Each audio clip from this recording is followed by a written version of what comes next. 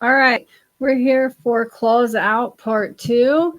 We have Nichole Fontenay. I probably butchered that, but she's going to be with us today. We're going to discuss parenting and addiction, obstacles that we faced in recovery, rebuilding her relationship. She's going to tell her story some, and we'll just talk about parenting in general a little bit, and we'll share some of my experience if we have time. So, Nichole, I'll go ahead and let you start. Like I said, you can start with your story in general, and then we'll narrow down on parenting after. Okay. Nichole, alcoholic. My sobriety date is March 17th of 2024. I was born in Cincinnati, Ohio, to a very large family of alcoholics and addicts. I don't remember much about my childhood. There was a lot of trauma. I know my mom divorced my dad when I was 3, and married 6 more times after that, to alcoholics. We moved around a lot. My mom was very much one of those always looking for a geographical cure. So we moved like maybe every year and a half to 2 years. Um, I can identify my alcoholism behaviors like as early as like 12. I was a cutter. I look at that as like the extreme behaviors to change the way I was feeling. I just wasn't comfortable in who I was. Um, I started smoking pot and drinking, running with a very much older crowd, running away from school, just anything to get away from my home and myself. That went off and on for a couple of years, until my mom married her last husband. And there was some sexual trauma in there. And it really like it damaged my relationship with my mom. As my mom was constantly working in school or out running the streets until she got married to this last man who was in the Navy.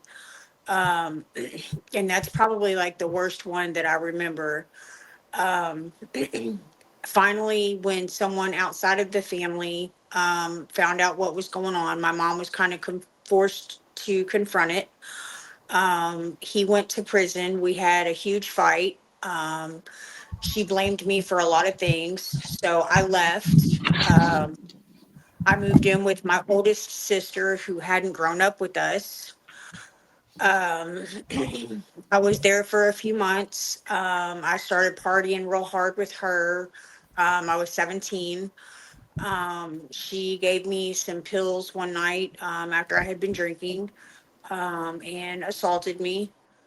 Um, then I met my first daughter's father.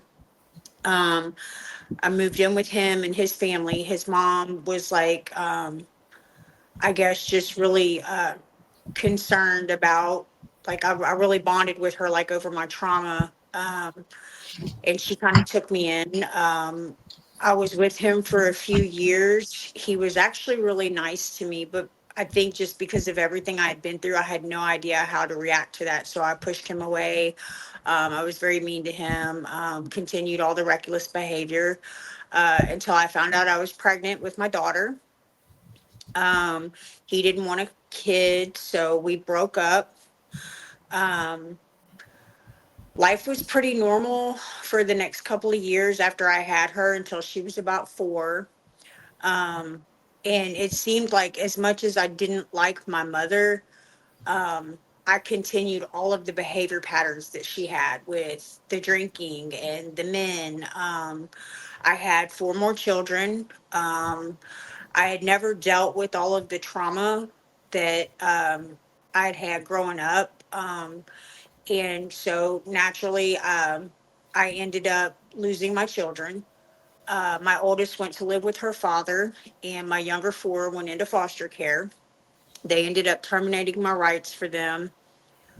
That's when I kind of like really spiraled out of control. I dove headfirst into heroin use with a needle.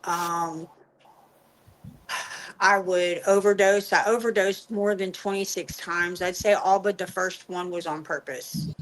Um, I was still continuing the extreme, like cutting. I had quite a few trips to the psychiatric ward. Um, I went to a place called the Rap House in Covington for a while, right before they terminated my rights. And that didn't help. I still had access to my oldest daughter at this time, but I was so devastated. I think all of the things that I had felt with my mother and my father had been non existent since him and my mom divorced. Um, I think kind of amplified and came out when I lost my kids. Like it just, like it doubled everything over. For sure. Um, and I couldn't even see Kaylee, my oldest. I thought she was safe with her family, her dad's family. They took really good care of her. I would go see her when they called, but that would only be for a few hours here and there. I would maybe spend a little bit of time with her on the holidays. Um, but it my using the heroin was the only thing that would numb the pain of losing the other kids. I had no contact with them. Um, Eventually, the addiction spiraled out of control. I started using meth, smoking crack. That spiraled all out of control until like I was homeless, jobless. I wouldn't look for work. People felt really sorry for me, so it was really easy to get the things that I wanted, and that worked for me for a really long time, um, until it didn't. Um, and then by this time, I was around 80 pounds. My face stayed swollen from my kidneys being so messed up. I was sleeping out on the streets. It got to where people didn't want me around. I would wash off in people's yards with on in their spigots and stuff. I was in and out of jail. They tried to send me to several rehabs, and I ran from the first two. The next two, I stayed long enough to understand, like, get an idea of what they were asking about the steps, the 12 steps. And then I was like, no, no way. And went back out. My addiction continued to get worse. Um, I had surpassed the incomprehensible demoralization. I started prostituting myself, and was so ashamed of what I was doing, that I had two uncles and a cousin that I was prostituting with because I felt like my secret was safe with them. They could never tell anybody. Um, I was, I hated myself. There were a few people here and there that maybe tried to reach out to me, but I was beyond all human aid. Um, and then my mother died. She hadn't spoken to me for like 13 years. They said that my sister told me that she had overdosed on pain pills and been dead on her floor for a couple of days before they found her. Um, and I don't know what happened. The day I found out she died, I stopped using heroin. I still continued to use a needle and meth I used the needle for about another year. And then the meth has been continuous unless I was locked up or in treatment, um, until about a year and a half ago. Um, I had not seen or heard from my other kids. I have no clue where they've been. And that ate me alive. I went to the healing place a couple of years ago and was doing okay for about 8 months. And I came home and I found out that my oldest son was looking for me, but that he had a lot of problems going on. So, not really having picked anything up in treatment, and not really worked the steps. I did what I always did, and I ran. Um, I went on another run for about 8 months. until uh, I just, something just broke in me. I couldn't imagine life with or without music anymore. Um, I started praying for something to happen, just kill me or help me. Right. Um, I had a lot of anger against God, and I didn't really know what I was praying to, or if it was going to work. But I got arrested, um, and stayed in Campbell County Detention Center for a couple of months. I'd always been put in the SAP program cell because, like, my personality, I didn't do good in like population. Um, and I never would, I would just lay up in my bed and try to sleep my days away. It was quiet in there, you know, they were all doing their thing. And I could sleep. So that's what I did. And just something in me this time made me get up and start asking for help. Um, I think it had clicked at the last rehab, you know, like, if I want something different like this, I'm being given an opportunity to really do something different this time, but I have to put the work in. So that's what I started doing. I started opening up to the peer mentor in the jail. She allowed me to attend the classes. And I was there for a few months. They shipped me over to the work dorm. And then I was offered HIP, the home incarceration. I was offered either a halfway house or treatment. And I jumped on the chance to go to treatment. It's not something I ever thought I was ever going to do again. You know, just serve me out and let me go. But I think, you know, I'm very grateful that I had that gift of desperation to really want something different this time. They sent me to the Hope Center September 3rd of 2024 on an ankle monitor. And there was just something different about this place. It's a beautiful property. The staff and the peer mentors that I had the opportunity to be exposed to, and some of the older girls in the house, were really welcoming. They didn't care that I was angry. They didn't care that I was, you know, I wanted to know, like, I'm not opening up to you. Like, I'll sit and look at you and I'll hear about your day. But they didn't care about that. And they took the time to really get me. They kind of forced me to see that, like, you know, there are people that really care. Um, so I started putting in the work on the contracts that I was given. I was exposed to AA meetings, told to get a sponsor, um, which I really struggled with in the beginning. I had a great sponsor that got me through the first couple of steps, but then life kind of started happening for her. And it was right when I hit my fourth step, and I really struggled with that a lot. And thankfully, one of the older girls in the house took me to a women's meeting and introduced me to the women there.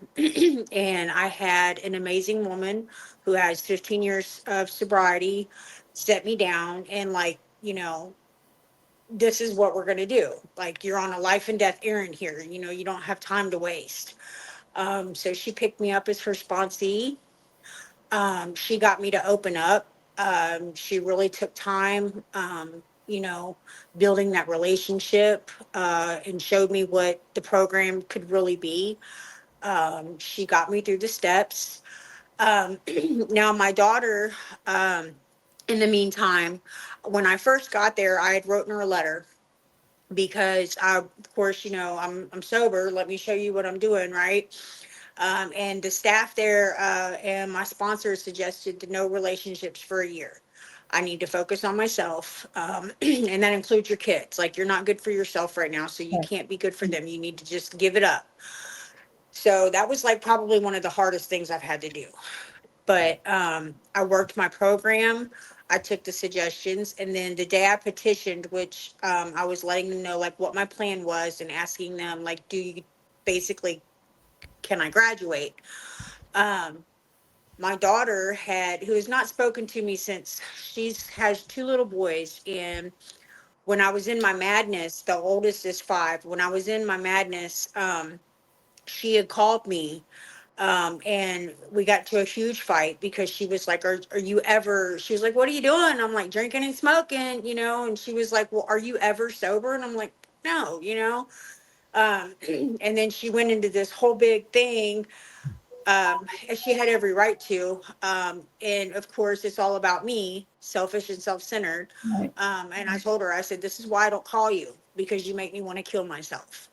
And then I found out 2 weeks later on Facebook that she had just been trying to tell me she was pregnant with my Oh, first grandson. So because of that incident, she did not speak to me for the next 5 years until the day I petitioned. She ended up something, she said something, she just could not get me out of her mind that day. So she called up to the center and left a message for me. I called her back. Um, and that was like a whole spirit, like they talk about spiritual experiences and spiritual awakenings. And they just asked me about that petition, like, have you had your spiritual awakening? And I'm like, I think it's happening, but am I there yet? No, you know? right. And then, um, I feel like this was a whole spiritual experience to me. She said she had gotten the letter months ago, but that she'd ripped the envelope in half, and then she wasn't going to talk to me because she always ended up getting hurt. But something that day just refused to leave her until she reached out to me. Um, I've been able to, like, I was indigent the whole time I was there. The girls made sure I had money to call her every single day. I have slowly but surely built that relationship back up. It's really hard um, because she's 26, and like she's been the one, like, that was in and out. She's had to watch me through my addiction, you know. And I always was so angry with my parents for putting me through what they put me through. But it wasn't until I actually got to work the program and really take a look at myself that I realized, like, my parents did that to me one time. And then every time I would get back in her life and then mess up again, she was having to lose me and go through that trauma all over again, you know. Um, but I've been able to find my part, and understand where I was wrong, and really be able to start making amends with her. Um, my younger four, my oldest son, she told me that she reached out to him when she had the baby, the first baby. Um, and he is 21 this year. She found out through a social worker that he had been dropped off at a boys' home in Louisville when he was 16. Oh, He's got all kinds of emotional problems. He was just left. They don't know if something happened to him or if it's just all of the trauma of being, like, going through what they went through with me. Um, when he's emotionally uncomfortable, he touches himself. Doesn't matter where he's at, what's going on, who's around him. That's his safety. right. He's got the emotional stability of, like, he's got the mentality of like a 12-year-old. Mm-hmm. He stabbed somebody, got locked up for a while, and was released back out onto the streets. My daughter tried to take him in and help him, but he didn't want any part of it. And when I first started talking to her, she can't find him anymore. Like, he's not on Facebook, he's not on jail, they don't know where he's at. And I've had to really pray about that because, like, learning that whole I'm powerless thing has been like one of the hardest lessons I've had to learn. Like, I'm powerless over him. I'm powerless over what's happened. But I can't fix it. I'm still learning to fix myself. And I've really, like, they've questioned me, like, well, have you thought about looking for him? And with everything that I know he's got going on, I've really learned that, like, whole, I have to put my recovery first. And also, I don't know that I'm ready yet. My daughter's been put on the back burner for so long, you know, and I don't want to introduce that and then end up everything coming down on me because I'm just not ready yet. So, um, I peer mentor now. I graduated the Hope Center. I'm a peer mentor now. I get to go in every day, and work with the girls that come in. and share my story. It's been a really amazing journey. Um, I still work a program. I still meet with my sponsor every week. I go to my home group. I sponsor when they're wanting to be sponsored, you know. But it definitely adds a special element to my recovery. Absolutely. Um, so, and that's where I'm at.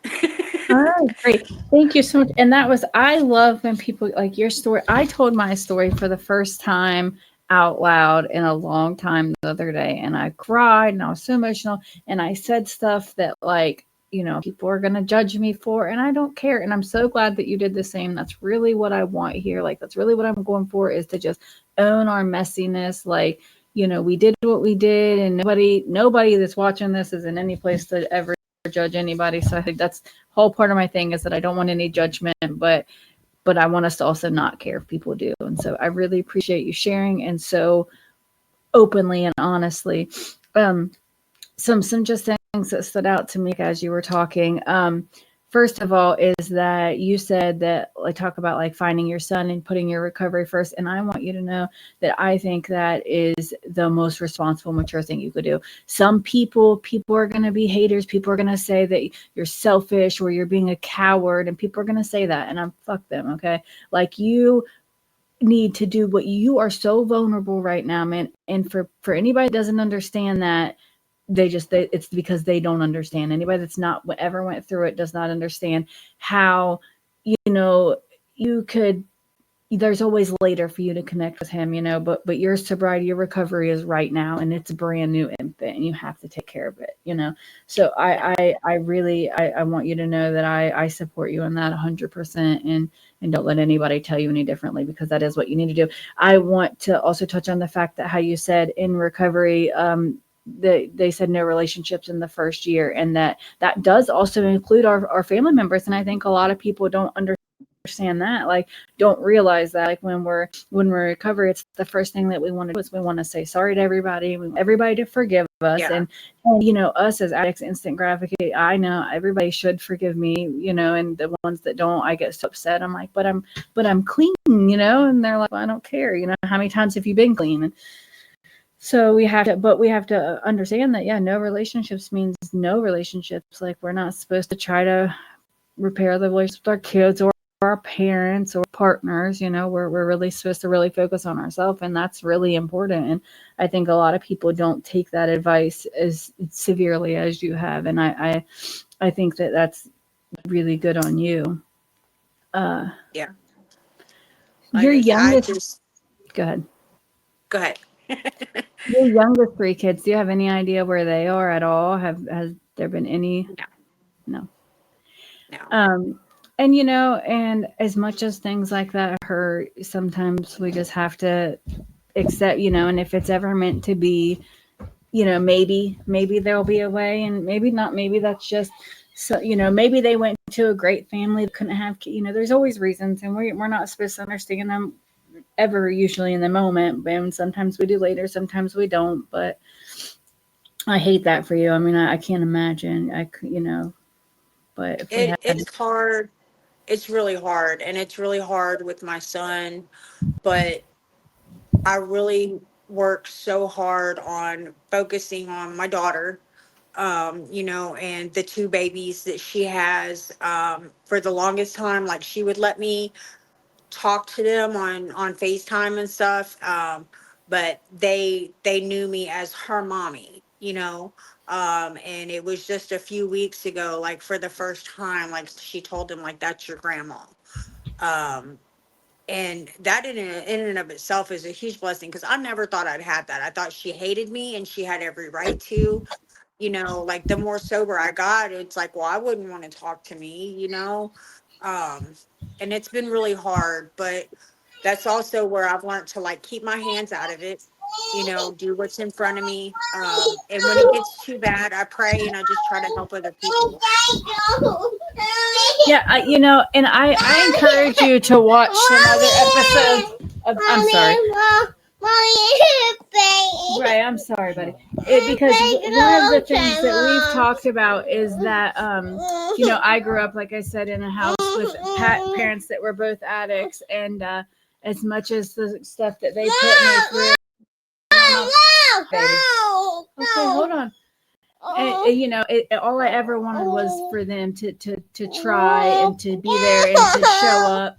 And so, just keep trying. And, all we want as kids, and I know because your parents, all we want is our parents. Like, that's all we want. If once that your daughter sees that, just like what's happening, the more that she's seeing that you're staying sober and you're really putting in the work, the more she's going to come around and let you in your grandkids life. And you have to take time. I'm sorry, but You're fine. like she really will come around. Like, my dad, he went in and out of jail. He missed so many birthdays and holidays and Christmases, and and so many times he was supposed to come, or I don't know, just, and I just thought, for every time I forgave him. Even my mom still yet, like, we don't talk that much, but every time, she's in rehab right now, and every time she gets clean, I give her a chance, and that's all I want is for her to do good. Like, my brother is still in active addiction, and all I want is for him to do good. Like, that's all we want. And the more work you put in, like, your family will see that your daughter and your grandkids, even, like, they will be proud for to have you in their life. Like, so how did that go, telling them for the first time that it was that you were Memo? I bawled my eyes out. Like, I was just like so shocked, Um, because like I said, she's very guarded. Like, she's a really great kid. She's not one of us. Her dad's not one of us. So I know it's been really hard for her to understand, like, the trauma and everything, then that it being a disease, and I had to just kind of like let her take it at her own pace and not push it. And then just out of nowhere, she was like, "That's your grandma." It's so Yeah, hard to let to not be in control, especially like as addicts, the way that our mind is wired. Like, we like to be in control, and we don't like the unknown, and like, so it's really scary. I can't, but I'm so glad that it's paying off for you. Like, that's amazing. So do you get to spend time with them, like, I haven't seen them physically? physically yet. Yeah, yeah. She lives up in Erlanger, Um, and okay, but right now, like, but I can, like, we talk most days. We text, and I get to FaceTime her. She lets the boys take off with the phone, and uh, and yeah, she sends me 1,000,001 pictures a day, and That's incredible right there. Like, she lets the boys take off with the phone. Like you said, she's a very guarded, parent and mother. Like, for her to trust you, like, not only are she letting you talk to them, but she's trusting you that even yeah, though she's not standing right there, with the things you might say, the things they might hear. Because I don't know about you, but when I was in my addiction, a little kid running around on FaceTime, it's untelling what they might see in the environment that I yeah. was around at the time. So for her to know that, that has to feel really good. Yeah, yeah, and she's actually, like, here recently. She's like, in the very beginning when I first started talking to her, and it's because of instances like me telling her I'm going to kill myself because you make me feel like a piece of shit. So she's starting to not treat me like I'm so fragile. And get a little bit more deeper into her real feelings and real questions that she has, which makes me feel good that she's coming to that place. She's starting to heal. Um, However, that being said, she's thrown some real hard questions at me. Things that, like, she's told me of a time she was over at my house. I was using heroin and stuff then. And there was a picture of somebody on my fridge, and I, like, bit her head off and told her it was none of her fucking business who it was. And that broke me, like, and then she asked me all these questions, and I'm like, she's like, "Do you even remember that?" And I'm like, "No, I don't have any memory of that. And it's hard to reconcile who I am sober you know, with who I was and the things that I was capable of saying and doing to my children and in front of my children, you know? Absolutely, because it's hard to be sorry for something that you don't remember, and it's sad because to her it was such a traumatic. Obviously, like she's this is 20 years later, and she has remembered that, so it's obviously very traumatic to her, and you don't even remember it, so it's hard to be sorry. I mean, like, I know that we're sorry that we did things, but like, how sorry can you really be when you don't remember? And that sucks. It sucks. It sucks the way that addiction works and the way that, like, I'm the same way. I was just talking to my husband the other day about how I don't remember a lot of stuff. Like, and even the stuff that I do remember about my life, like, I have to sit down and like think about it. Like, I have to really remember, like, because I did so much just ripping and running and doing drugs and getting high all the time, and I did so much that it's hard for me to remember certain instances without Yeah. something, sparking my memory or whatever. Like, Yeah, I'm still trying to figure out my whole timeline. Like, I don't yeah. feel like that's ever going to happen. I said the other day, I said, I think I want to try to write out like some kind of rough timeline. I'm going to try to tell my story again on another episode here coming up soon. I think like 2 weeks ago, my guest had some difficulties and couldn't get into the studio. So I was just like, oh, I'm going to do a short episode and like tell my story. And I had not told it in a long time, and I like start crying. I end up quitting like in the middle of it, but I'm going to tell it again. I'm going to try to map it out a little better because, because it's I get talking and I'm like, oh no, no, no, wait, this happened, and I don't know. I like to stay on Yeah. track, but I just get nervous. Like I said, like I've given my lead because I'm not a very social person, right? Like I was, especially in my madness. Um, I was so isolated and so like angry but lonely at the same time. Like I would be out running on meth and I would go to a bar that I would always hang out at. I would go out to the backyard, where I knew there were people around, put my headphones in, turn my music on, and like flip out and bite somebody's head off for trying to say hi to me. Like, I don't, like who yeah, does that? right. It, Like people go to a bar to socialize, and I didn't want to talk to you. I didn't want you to talk to me. I just needed to know that I'm not alone right now.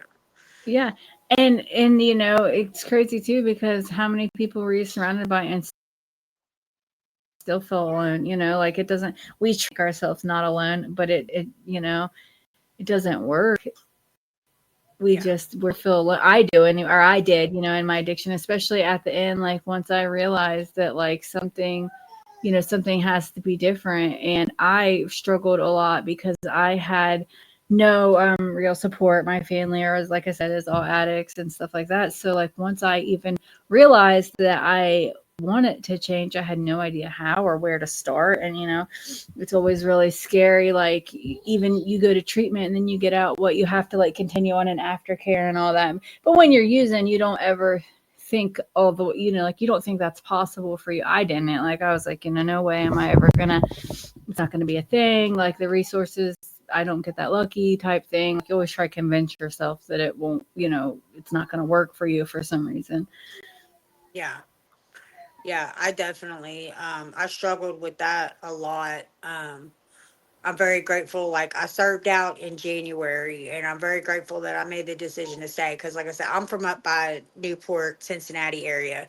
Mhm. Um and I just knew, like, and I still like I graduated, let's see, March, April, May, June, the end of May, and started peer mentoring June 2nd, and I'm really close to the girls that I peer mentor with. I've been there for over a year. I know the staff really well. I've got an amazing home group and an amazing sponsor, and friends outside of recovery, and I still struggle with that feeling lonely, Yeah. like unwanted and yeah. Uncomfortable with yourself. That's I still, I've been clean for quite some time. I started my recovery journey probably around 2012.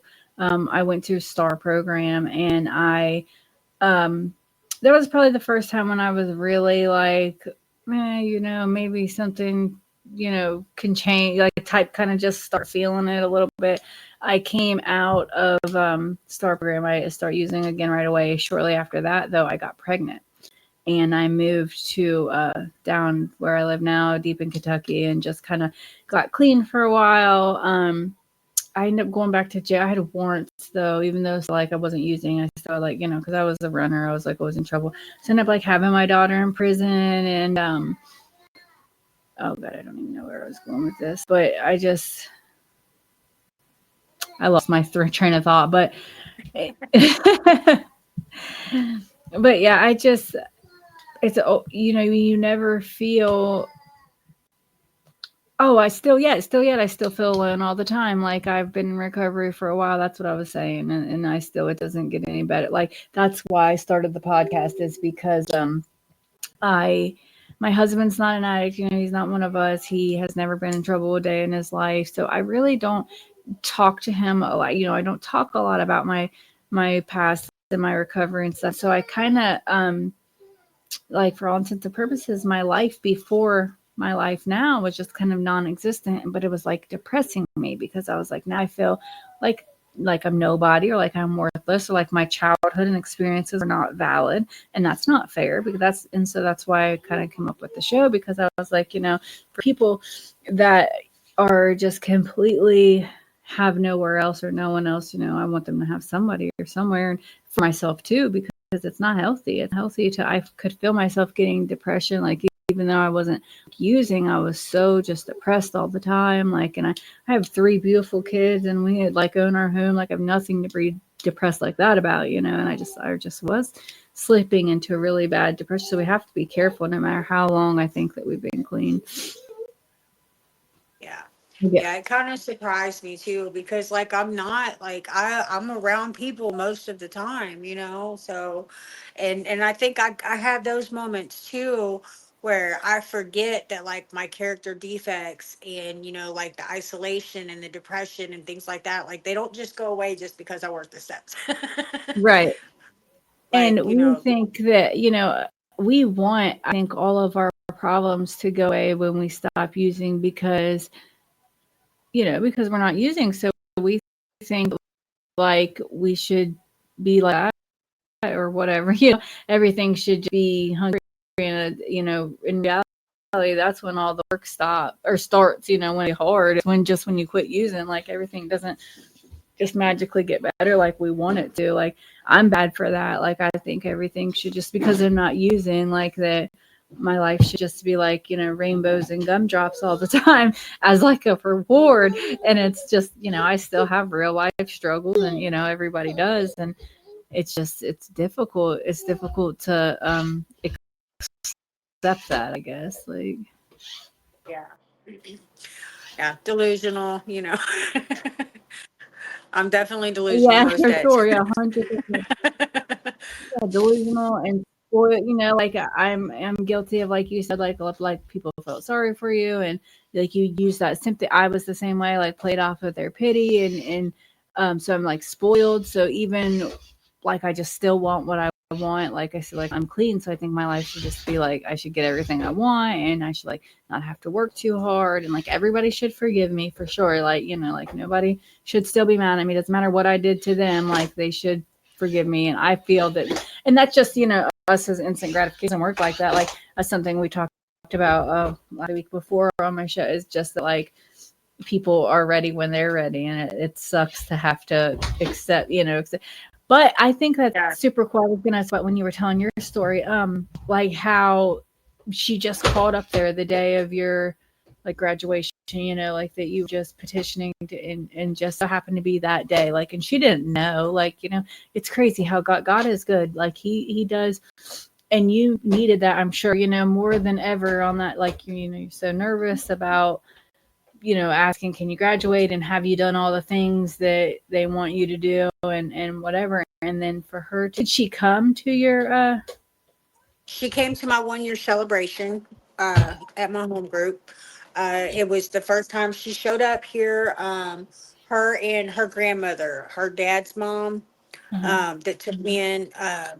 They showed up here a couple of hours before. We got to hang out for a little bit. She actually she brought me the T-shirt that I'm wearing. It's her first T-shirt that she got when she was pregnant. It says "Twice," uh, which I thought was just like, and we had talked about her hearing my lead and stuff. She came to my home group. She got to hear my story. Um, and then she's been here one other time. She came and spent the weekend with me a couple weeks ago, just me and her. And we just kind of hung out. So, That's good. That's great. So, I know we talked a little bit about how like your parent, your mother didn't like provide the best example, and then you hated that, but you kind of followed in her yeah. footsteps. I'm sorry. Do you have any advice for anybody that might see this, just to kind of anybody that's in addiction that's kind of did the same thing, and maybe not just advice, words of encouragement, anything that you wanted to say to anybody that's experiencing the same thing or has experienced the same thing? I know because I kind of did something similar, and so people can probably relate. Well, I think like the biggest thing for me working through all of that was I had to really like acknowledge it for what it was. I would look back on these things and I had, it took someone else pointing it out to me. Like I was still trying to make all of the ugly stuff, right, that I knew was ugly because I had lived it with my parents, not ugly, you Mm-hmm. know. I would maybe admit something in that area, but I didn't want to really look at what it was. I had to acknowledge it for what it was, um, find my part in it, because I think until I was able to do that, I wasn't able to hear what it was trying to tell me, and I couldn't heal from it and let it go. And then just really working on forgiving myself, listening, taking advantage of the resources that we do have, especially with other women in recovery, and listening to their stories and reaching out. There was there were quite a couple of women that were able to say, like, you're not the only one, and then not feeling so alone. I was able to, like, okay, um and I just started working on building my self-esteem, and like, doing esteemable acts, helping others, doing things that I know I could be proud of, that my daughter could be proud of, um was really the biggest thing. But I had to figure out, like, I had to figure out where it was coming from, like, because like they say, like they've taught us at the Hope Center, like they say, get down to root causes and conditions, right? Because like I can say I'm sorry all day long, but until I understand what drove me to those behaviors to begin with, I'll never be able to correct it. It's bound to happen again. Right. So just really putting in the work, reaching out to other women in recovery, your sponsor, um, and self forgiveness is what it took. Um, I'm not trapped by it anymore, and I'm able to move on. So, one of my favorite questions that I like to ask my guests is if you could go back and sit beside your younger self in your darkest time, what would you get? What would you tell yourself to get through? Like, if you could give yourself one piece of advice to carry you through in your darkest hour.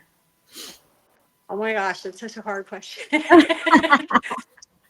It's my um, favorite. I think because it's so hard, though. yeah.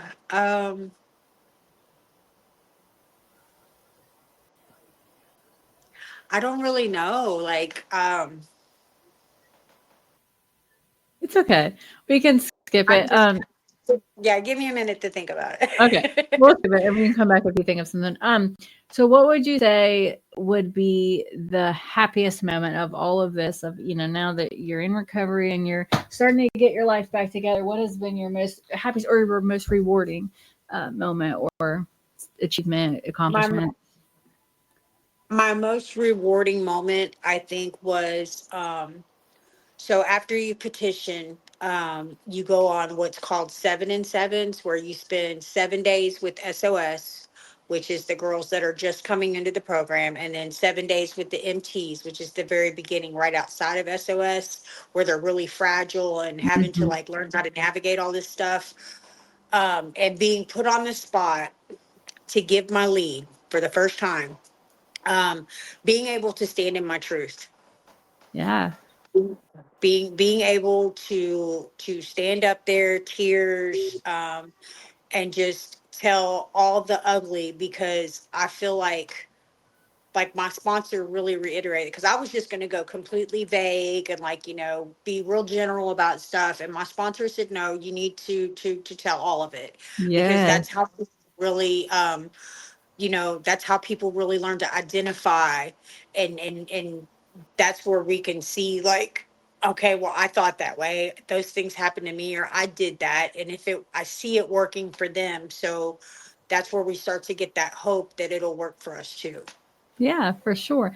And like, I know I said it, I don't know if I said it to you before we were recording or after, but like that's what this is all about, is like let's just own our messiness. Like we did it, and let's own it. We can never move on from it. We can never grow from it if we don't accept it and own it. Like, we all did stuff we're not proud of, and I hate judging. Like, let's not judge people. Like, some people might have done things that other people didn't, and that's fine. That's fine. Everybody's rock bottom differently, but we all did our shit. Like, we all did dirt bad. We've all done stuff that is bad in its own way. And I hate when people judge, and I'm all about, I hate when people feel like they can't own their truth, like they can't express their true messiness because of like fear of judgment, because it's just not fair. We have enough crap, we have enough demons in our head without other, and but I will say the recovery community, like as a whole, overall, is like incredibly supportive. Like a few weeks ago, I had put on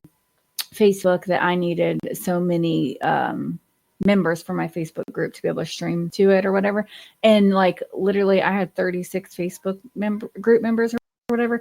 And within an hour, it jumped to like almost 200 people, just because people kept Yeah. forwarding it, and people were like, I mean, it was just like incredibly, that was probably one of my more recent, like moments that I was just really proud of, I guess, just like Yeah. people, I don't know, humanity as a whole. But, so what would you think then would has been your toughest moment in your recovery? We'll say, we won't go addiction, like you're just in, as far as like recovery and, like working your steps and wherever the progress that you've made so far and things that you've done, what has been probably your hardest thing to overcome?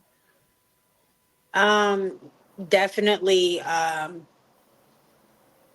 finding my part in things, and working through the forgiveness. And I think doing that definitely, like, I had a lot of anger, because of I hated myself. So how could I Oh not yeah. hate everybody else? Right. And really, like, I had to let go of that anger and that hate. That's what was blocking me from a higher power. So definitely, the anger, and being able to see myself and be okay with it. Right. Um, do you have a favorite recovery quote or saying, piece from the big book, anything that sticks out to you? Um, there's all kinds of them. Like, acceptance is the answer to all my problems today. When I find some person, place, or thing disturbing, it is because I need to look at me.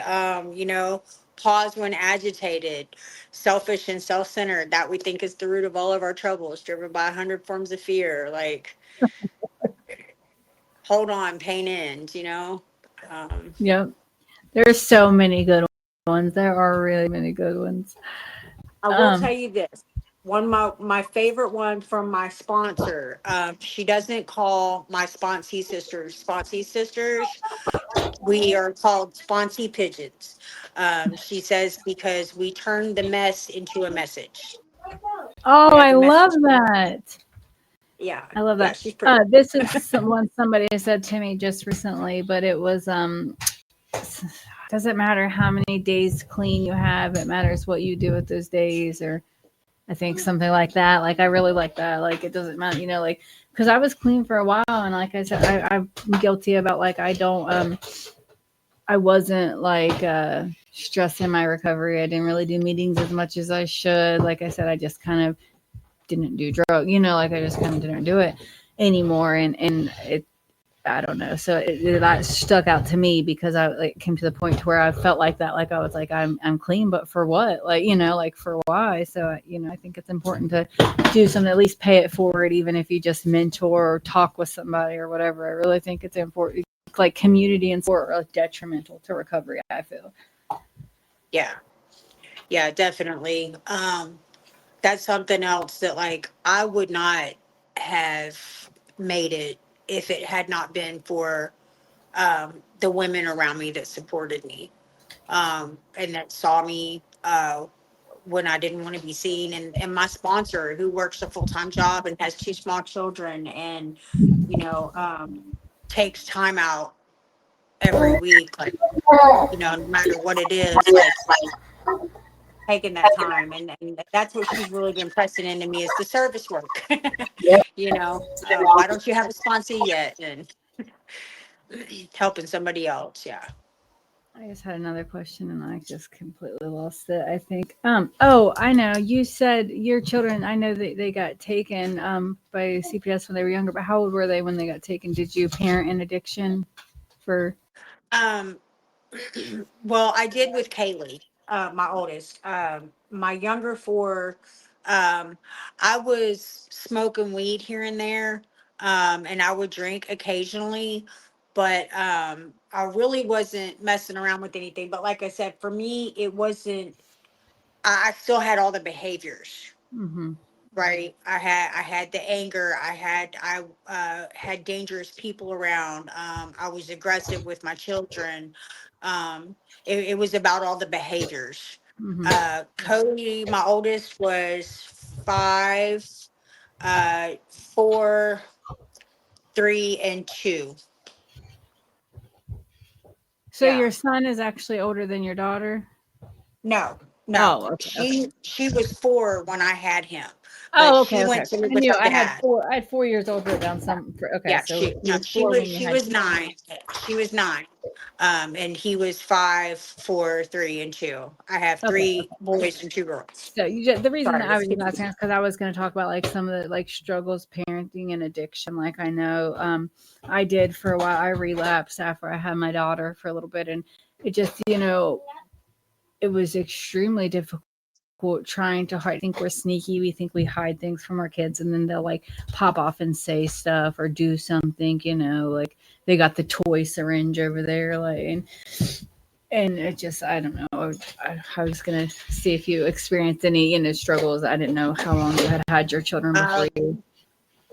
Now, when my oldest, like I said, she was in and out. When I would get to see her for a while here and there, I was using, like I would lock myself in the bathroom for hours. I mean, she was older at that point, you know what I mean? And I didn't think she knew what was going on, but she did. Yeah. Um, but yeah, like they weren't really around for that part. Well, that's okay. So now as you are starting your journey as your this nana and this mom to your daughter, what would you say is like your most important thing you have to keep in mind? I'm just gonna give you an example because I don't know if I'm like saying this right, but like to me, I feel like the most important thing is like how we talked earlier about like letting it go at like their pace. That would be like what I would feel. Like what would you say would be like the most important thing to keep in mind like going forward? Consistency. Yeah, that's a good Um, one. I think it's really important. That's been like my biggest thing that I've strived for, Mhm. is being consistent, and allowing her to see that I'm doing the things instead of just being like, oh yeah, like she can see it in me when I tell her I'm gonna call. Like I text her every morning, good morning, as soon as I wake up, and just being consistent has been. I Right. think it's made a really big deal. Right, sure. Being like dependable and just building that trust, I think that would be detrimental. Like just like I said, because I know like in the back of her mind that she's got to be terrified all the time that she's going to lose you again. And that's because we're so finicky as that. Even me, with years in sobriety, it's so hard to, we can't promise, I can't promise that I'll be clean tomorrow or by the end of next week. We never know.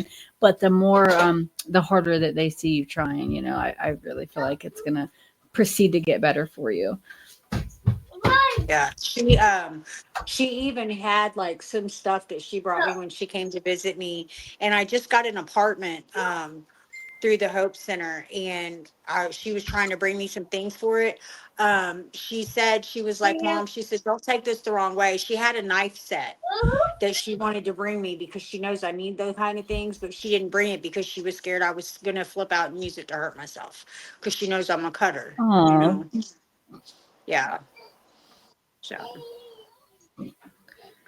well, but that comes with a lot of times addiction comes with co-occurring mental health disorders with I know you said you experienced trauma and you'll learn to like maintain that better, and she'll get more comfortable, and that's hard too, because again, that's just another thing where like she's gonna have to learn on her own. Like there's nothing we can do, and I'm so bad for that. Like I'm so bad for like just I want, like I said, right now, like people should forgive me right now, they should believe me right now, they should trust me right now. But like in reality, that's one of my biggest struggles is like knowing that I have to step back and let things happen at other people's, like I still yet have bridges that I've not repaired, and I've been in recovery for years and years. So that's hard. That's a hard pill for me to swallow. I'm like, but please, like, no.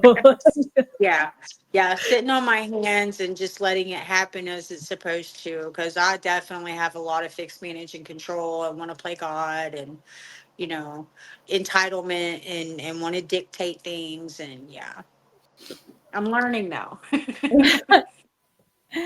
Okay. We got 5 minutes left. I'm gonna play. I have a little video that I usually play at the beginning, and I forgot. It's got your picture on it, and our little segment title is called "Rock Bottom to Bedtime Stories." I forgot to say that. I also forgot to say. I try to mention every episode that I'm not a substance abuse professional. I am going to get my peer support certificate, but I'm not certified yet. Nothing that anybody said today should be taken as direct advice at all. This is just a conversation between two people. And I think that's it. So I'm going to play a little video and we'll end our stream.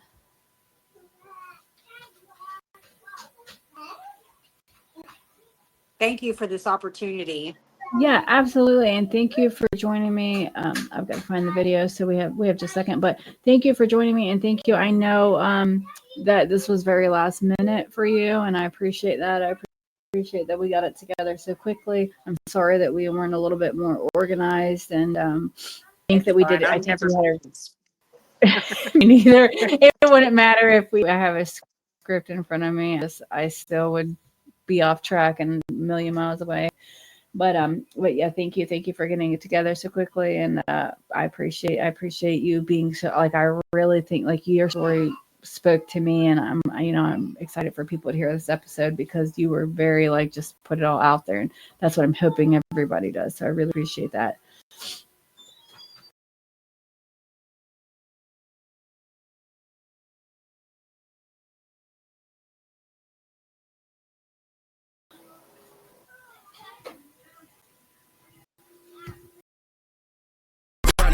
I really feel it's my time, think it's my year, yeah. I really feel it's my time, think it's my year, yeah. I really feel it's my time, think it's my year, yeah. I really feel it's my time, think it's my been ready. Used to hold myself back, my self-esteem damn bad. Gotta keep on chugging, ran through everything in front of me, might smoke bed heavy, gotta hold it.